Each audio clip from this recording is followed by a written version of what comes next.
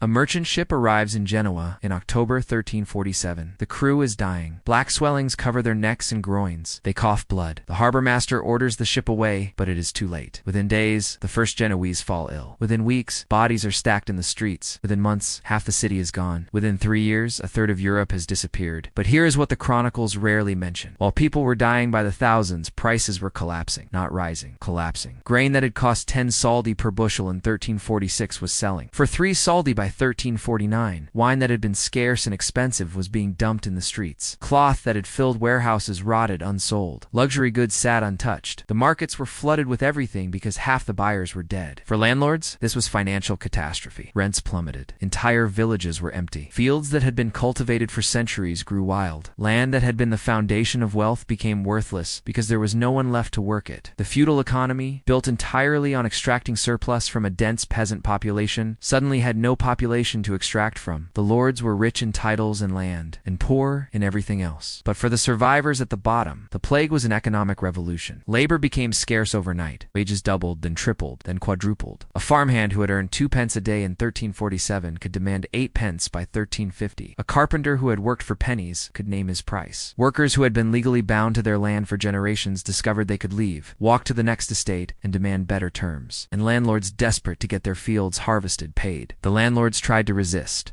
They passed laws to freeze wages at pre-plague levels. England's Ordinance of Laborers in 1349 made it illegal to pay agricultural workers more than customary rates. Employers who violated the law faced fines. Workers who demanded higher wages faced imprisonment. France passed similar statutes. So did the Italian city-states. The entire aristocracy of Europe united around a single goal: suppressing wages. But laws cannot override economics. Workers refused to accept the legal wage. They walked away from estates that would not pay. They moved to towns. They left entire regions. Landlords who obeyed the wage laws watched their crops rot in the fields. Landlords who broke the law and paid market rates survived. Within a few years, the wage laws were unenforceable. The market had won. Labor was scarce. Scarcity meant leverage, and leverage meant power. The peasants also discovered something else. Land was suddenly abundant. Before the plague, land had been scarce. Families fought over tiny plots. Inheritance disputes lasted generations. But after the plague, fields lay empty everywhere. A peasant who left one estate could find cheaper, better land at the next. Landlords competed for tenants. Rents fell. Feudal obligations, the labor services peasants owed to their lords, became negotiable. System that had been rigid for centuries became fluid overnight. This was not freedom. This was market adjustment. The plague had killed half the labor force. Supply and demand tilted violently in favor of the survivors. Wages rose not because of justice or rights, but because there were not enough workers. The moment population recovered, the dynamic would reverse, and it did. By the early 15th century, populations were growing again. Wages began to fall. Rents rose. Landlords reasserted control. The window of opportunity closed. But for 2 generations, the peasants had tasted something they had never known: real wages, mobility, choice. And when the old system tried to reimpose itself fully, resistance grew. The English peasants' revolt of 1381 erupted partly because workers refused to accept the reimposition of feudal obligations. The revolt was crushed. Its leaders were executed. The trajectory was set. Feudalism was dying. It's not because of philosophy or politics, because half the population had died, and the survivors had learned they were worth more than the system admitted. The plague also shattered the banking system of medieval Europe. The great Italian banking houses, the Bardi and Paratesi of Florence, had lent enormous sums to the monarchs of Europe. Edward III of England owed them fortunes to finance his wars with France. Philip VI of France owed them nearly as much. These loans were supposed to be repaid from tax revenues. But when the plague hit, tax revenues collapsed. Entire provinces were depopulated. Tax collectors found villages empty. Kings could not pay. The Bardi failed in 1345, just before the plague reached Europe. The Peruzzi collapsed in 1346, but the plague made the crisis exponentially worse. Credit markets froze. Trade collapsed. Merchants who had relied on credit to finance shipments found themselves cut off. Smaller banks that had lent to the Bardi and Perazzi were dragged down with them. The financial infrastructure that had supported medieval commerce disintegrated. In the aftermath, a new banking model emerged. The Medici Bank, founded in Florence in 1397, rose from the ruins of the old system. It operated differently. It did not lend vast sums to kings. It had learned that sovereigns defaulted. Instead, it diversified. It financed trade. It managed currency exchange. It handled the finances of the papacy. The Medici understood something the old banks had not. Kings were risky. Merchants in the church were reliable. And reliability, not scale, was what mattered in a world where half the population had just vanished. The redistribution of wealth during the plague was staggering. The landowning aristocracy saw their wealth evaporate. Rents collapsed. Land values fell. Entire estates were abandoned or sold for fractions of their former worth. Families that had been wealthy for centuries centuries found themselves unable to maintain their castles, their retinues, their lifestyles. Some adapted by shifting to sheep farming, which required fewer laborers. Others simply declined into genteel poverty. Meanwhile, the survivors at the bottom saw their income surge. A peasant who had lived on the edge of starvation in 1345 could afford meat, ale, and better clothing by 1350. Workers who had owned nothing could save enough to buy land. Social mobility, which had been nearly non-existent in the rigid hierarchy of feudalism, suddenly became possible. A laborer could become a tenant farmer. A tenant farmer could become a small landowner. The structure of medieval society was inverted. The wealth gap, which had been enormous before the plague, narrowed dramatically. Not because of redistribution policies or reform movements, because half the rich were dead and the surviving poor had leverage. It was one of the only times in European history before the 20th century where inequality declined significantly. And it happened through catastrophe, not through design. Property transactions spiked. Land changed hands at rates never seen before. Families died out, leaving estates without heirs. Creditors seized property from debtors who could not pay. Opportunists bought land cheaply from desperate sellers. The medieval land market, usually slow and controlled by custom and law, became chaotic. And in that chaos, new fortunes were built. The church faced its own crisis. It had preached that the plague was divine punishment for sin. It had promised that prayer, penance, and donations would bring divine mercy. But the clergy died at the same rates as everyone else. Priests who administered last rites to the infected fell ill and died. Entire monasteries were wiped out. Bishops and abbots perished. The church could not protect itself. And if it could not protect itself, how could it protect anyone? Faith wavered. Donations fell. Pilgrimages stopped. The church's moral authority, already weakened by corruption, simony, and the Avignon papacy, fractured further. People began to question, if God was punishing sin, why were the pious dying alongside the wicked? If the church was holy, why could it not stop the plague? These questions did not have answers. And the absence of answers opened space for doubt. This crisis of confidence had long-term consequences. John Wycliffe in England began preaching in the 1370s that the church was corrupt and unnecessary for salvation. Jan Hus in Bohemia echoed these ideas in the early 1400s. These were precursors to the Protestant Reformation. The plague did not cause the Reformation, but it shattered the illusion of church invincibility. And once that illusion broke, dissent became thinkable. The economic geography of Europe shifted. Cities that had been major trade hubs were devastated. Genoa lost half its population. Florence was gutted. Venice, which had been the wealthiest city in Europe, saw its population fall from 110,000 to 60,000. Entire quarters of the city were abandoned. But other cities, less affected or quicker to recover, rose to fill the vacuum. The Hanseatic League, a network of trading cities in northern Europe, expanded. Bruges and Antwerp in the Low Countries grew as centers of commerce. Barcelona and Valencia in Spain gained prominence. The plague redistributed economic power geographically. Cities that survived with functioning populations became the new hubs. The cities that collapsed lost their status permanently. Economic dominance was reset. Trade routes also changed. The overland routes through Italy and Central Europe, which had connected northern Europe to the Mediterranean in the east, were disrupted. Merchants sought alternatives. Maritime routes became more important. Shipbuilding accelerated. Navigation improved. The shift from land-based to sea-based trade, which would define the age of exploration, began in the aftermath of the plague. Not because of ambition, but because the old routes were no longer viable. Agricultural production transformed. Before the plague, Europe had been farming marginal lands to feed a growing population. Hillsides, forests, marshes, all had been cleared and cultivated. After the plague, those lands were abandoned. Farming concentrated on the most fertile plains and valleys. Productivity per worker increased because only the best land was used, but total output fell because there were fewer workers. This paradox, higher productivity with lower total production, would persist until populations recovered in the late 15th century. The structure of agriculture also changed. Before the plague, most farming was subsistence. Peasants grew food for themselves and paid rents in kind or labor. After the plague, more farming became commercial. With higher wages, workers had money to spend. Demand for meat, dairy, and ale increased. Landlords shifted from grain production to sheep farming, which was more profitable and required fewer workers. England, in particular, became a wool economy. The landscape changed from fields of grain to pastures of sheep. This shift had social consequences. Sheep farming required enclosing land, fencing off fields that had been open. Enclosure displaced the remaining peasants. Entire villages were cleared to make way for sheep. The process, which would accelerate in the 16th and 17th centuries, began in the aftermath of the plague. The land was reorganized, not for people, but for profit. Coinage patterns shifted. Before the plague, silver coins had dominated. Small transactions transactions, daily wages, local trade all used silver pennies and groats. What with fewer people and lower trade volumes, demand for small coins fell. Gold became more prominent. The English noble, a gold coin, was introduced in 1344. It became the standard for large transactions. The Florentine florin, also gold, spread across Europe. The economy was contracting at the lower end and concentrating at the upper end. Wealth was pooling. Luxury spending increased among survivors. People who had lived through the plague and inherited wealth from dead relatives spent freely. Why save if death could come at any moment? Moralists condemned the survivors for hedonism, for feasting and dressing extravagantly while the dead were barely buried. But hedonism was rational. The future was uncertain. The present was all anyone could count on. This shift in time preference from future-oriented saving to present-oriented consumption reshaped behavior for generations. Art and culture reflected this. The late 14th and 15th centuries saw an explosion of memento mori imagery, reminders of death, skeletons, corpses, dongs, macabre, but alongside this was a celebration of life, of beauty, of the material world. The Renaissance, which began in Italy in the late 1300s, was partly a response to the plague. Life was short. Beauty mattered. The classical past, with its emphasis on humanism and the individual, became attractive in a world where collective structures had failed. War continued through the plague and after. The 100 Years' War between England and France, which had begun in 1337, did not stop. Both sides had fewer soldiers.